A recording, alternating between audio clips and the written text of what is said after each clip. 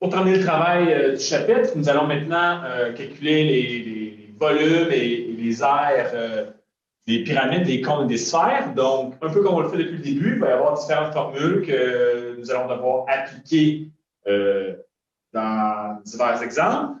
D'abord, si on s'attarde aux pyramides, il faut comprendre qu'il y a un vocabulaire, un peu comme on avait avec les polygones là, à comprendre pour bien maîtriser les formules. On doit situer dans une pyramide, ce sera la même chose pour le cône, là, la hauteur. Donc, la hauteur est toujours issue du sommet jusqu'à la base et l'angle formé avec la base est toujours de 90 degrés. Nous aurons besoin également de la notion d'apothème.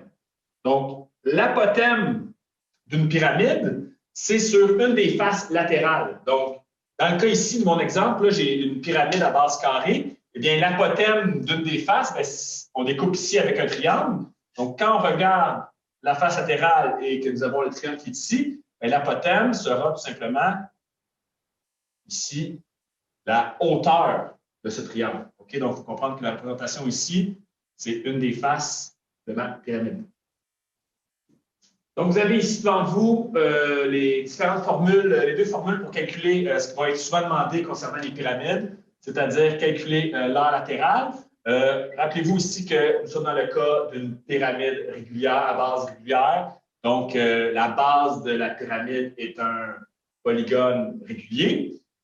Donc, l'aire latérale, ben, c'est la somme de l'aire de chacune des faces. Donc, si la base est un hexagone, il y aurait 6 faces latérales. L'aire de ces faces, le périmètre de la base, fois l'apothème d'une des faces latérales, divisé par 2. Si on veut vous demander l'aire totale, ben, il faudrait ajouter évidemment l'aire de la base, qui est un polygone en 2 dimensions. Donc, on revient aux formules qu'on a vues au chapitre précédent. Concernant le volume de la pyramide, pour obtenir son volume, ben, ce qu'on doit faire, c'est calculer l'aire de la base fois la hauteur divisé par 3. Donc, l'exemple que j'ai ici, que j'essaie de reproduire le plus fidèlement avec mon talent limité, est une pyramide à base triangulaire régulière. Donc, on doit calculer l'aire totale et le volume. Donc, si je commence en voulant calculer l'aire totale d'une pyramide, un volume quelconque, ça va être l'aire latérale, dans ce cas-ci, les 3 faces du triangle, plus l'aire de la base. Donc, quand on veut calculer l'aire latérale, on doit calculer le périmètre de la base fois l'apothème de ma pyramide. L'apothème de ma pyramide, je vais le représenter en bleu ici, encore une fois, du mieux que je peux. Et remarquez, à chaque fois que je trace, j'essaie d'indiquer les endroits où il y a des angles droits parce qu'éventuellement, les relations de Pythagore vont nous être utiles. Donc, pour calculer l'aire latérale, on a besoin de l'apothème, alors que l'information qui nous est fournie, c'est la mesure sur l'arête. Donc, on sait qu'ici, ça mesure 11 unités. Mais étant donné que nous savons que la base mesure 5, mais l'endroit où l'apothème frappe le côté, c'est la moitié du côté. Donc, nous avons ici une valeur de 2,5. Ce qui fait en sorte qu'avec une relation de Pythagore, on a le triangle ici, on va pouvoir aller chercher la valeur de notre apothème pour calculer l'aire latérale. Donc, voilà, ici, j'ai calculé la valeur de l'apothème qui est d'environ 10,71. En appliquant la relation de Pythagore sur mon triangle rectangle. Bon, remarquez ici les unités, là, je pense que ce n'est pas indiqué si ce sont des mètres ou des centimètres. Dans ce temps-là, ce qu'on fait, on va écrire U comme unité là, pour dire que c'est une dimension. Donc, 10,71. Je remplace dans ma formule. Je suis en mesure de calculer l'aire latérale. Il faut maintenant calculer l'aire de la base afin d'avoir l'aire totale de la pyramide. Je vais me transporter ici et observer. Il me pose la question comment je peux calculer l'aire de la base, qui est ici représentée en rouge là, dans mon schéma. Je le transpose à cet endroit. Encore une fois, nous avons les côtés qui sont de 5 unités. Une façon d'y aller très rapidement pour quelqu'un qui est astucieux, ce serait de dire, bien, on sait qu'on a un triangle équilatéral, donc l'angle ici de 60 degrés. Nous avons 5 à cet endroit, 5 à cet endroit également. On a une formule pour calculer l'aire des triangles lorsque nous avons 2 côtés et l'angle adjacent.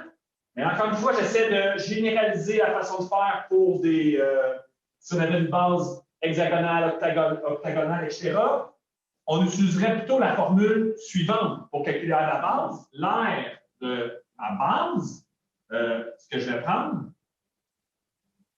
ça va être son périmètre fois l'apothème divisé par 2. Mais faites attention, l'apothème qui est ici, ce n'est pas le même apothème que pour la pyramide. L'apothème de la pyramide, c'est ce qui est en bleu ici. C'est la hauteur d'une des faces latérales, alors que l'apothème de la base, c'est la mesure qui est indiquée en rouge, que j'ai représentée également sur le temps passant. Donc là, ça peut être mélangeant parce que c'est la même lettre.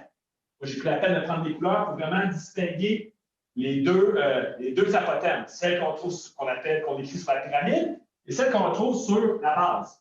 Donc, quelle est la valeur de cet apothème? Donc, nous avons un angle au centre de 120 degrés, 370 divisé par 3. Si on prend notre triangle rectangle qui est ici, nous avons donc un angle de 60 degrés, ce qui fait en sorte que la valeur de A que nous cherchons va se trouver avec la valeur de tangente de 60 qui est égale à 2,5 sur A. Donc, au moment de calculer l'aire de la base, le périmètre est de 15. Et la valeur de l'apothème, bon, je peux le calculer ici à partir de là, ça devrait vous donner 1,44. Mais bon, aussi bien, je vais aller avec une formule directe, je vais écrire 2,5, ça devrait nous donner sur tan de 60. Ça, si vous calculez, ça donne 1,44. Et lorsque nous calculons ça, nous obtenons l'aire de la base. Je répète que si vous aviez voulu être astucieux dans ce cas bien précis, étant donné que c'est un triangle, on a déjà d'autres formules qui sont un peu plus faciles à utiliser.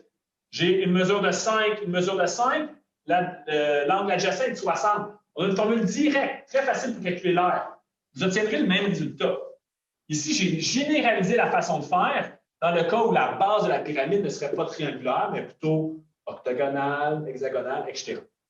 Donc, on transporte, on prend cette formule-là ici, qui est l'aire de la base, on vient la mettre à cet endroit. Donc, la formule employée a été périmètre de la base. Ben oui, c'est la même chose ici. Fois l'aire, l'apothème de ma base qui est en rouge divisé par 2.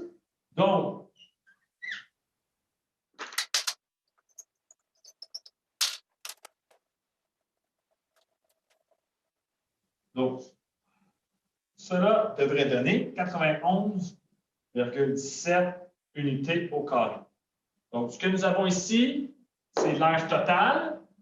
Je l'ai calculé en additionnant l'aire latérale plus l'aire de la base. On met ça dans la calculatrice, nous obtenons la valeur suivante. Maintenant, calculons le volume. Pour calculer le volume, il nous faut l'aire de la base. Ça donne bien, on l'a déjà fait ici. Et nous avons besoin également de trouver la hauteur qui est représentée par le segment vert. Donc, allons-y, la hauteur. Donc, vous voyez, j'ai rempli ici la formule. L'aire de la base, ça donne bien, on l'avait déjà fait, on avait eu besoin pour calculer l'aire totale. Donc, c'est la même chose que j'ai eu là, à l'étape précédente. Peut-être qu'il y en a là, qui ça hérite un peu de voir autant de divisions. Donc, j'ai pris la peine de calculer, de mettre ça à la calculatrice. Donc, si nous avons notre 10,83, qui est dans le fond l'aire de la base, il nous reste à trouver la hauteur qui correspond à la longueur du segment en vert. Donc, il faut voir ici que la hauteur, quand elle frappe la base, forme un angle droit avec l'apothème de la base. Et on a donc un triangle rectangle avec l'apothème de la pyramide en bleu, l'apothème de la base et la hauteur, que j'ai représenté ici. Donc, je pense qu'avec mes couleurs, c'est relativement, c'est plus clair en tout cas. Donc, nous avons notre mesure ici, l'apothème de la base qui est 1,44. Mettez ça dans la mémoire de la calculatrice si vous ne voulez pas utiliser ce calcul-ci. Il faut avoir toutes les décimales. Même principe ici, on a déjà calculé l'apothème de la pyramide au préalable, ce qui fait en sorte que la hauteur va être égale environ à relation de Pythagore. Nous allons donc faire notre 10,71 carré moins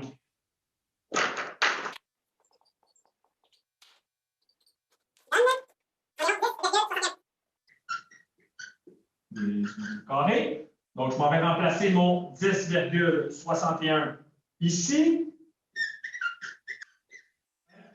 fait en sorte que le volume, ça va être des unités à la 3, devrait être de 38,30 des unités qui sont au cube. Voilà, dans le cas des pyramides, nous allons maintenant faire des problèmes sur les troncs des pyramides.